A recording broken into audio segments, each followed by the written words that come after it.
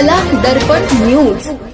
हुपरी नगर परिषदेच्या स्थापनेपासून शहराची स्वच्छता करणाऱ्या सफाई कर्मचाऱ्यांच्या प्रश्नाने आता गंभीर वळण घेतलं आहे।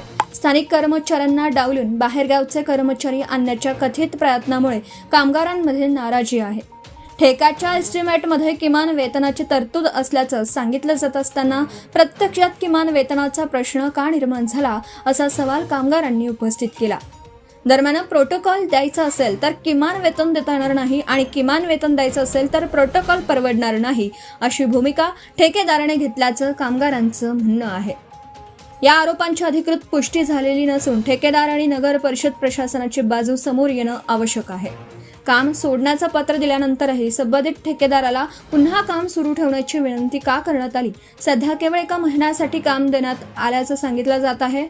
मंजूर एस्टिमेट प्रमाणे मनुष्यबळ, वाहने आणि प्रत्यक्ष कामाची अंमलबजावणी होते का याची तपासणी करण्याची मागणी होत आहे।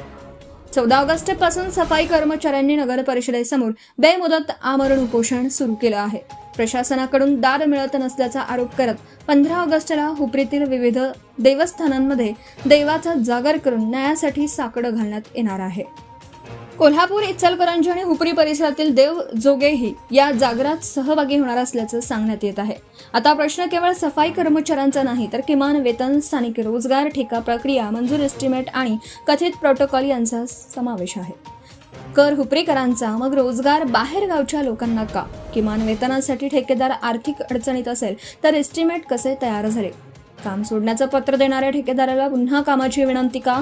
या सर्व प्रश्नांची उत्तरे प्रशासन, सत्ताधारी, लोकप्रतिनिधी आणि संबंधित ठेकेदारांनी हुपरीकरांसमोर स्पष्ट करणं गरजेचं आहे। सफाई कर्मचाऱ्यांना वाली कोण? Subscribe now and press the bell icon. Never miss an update.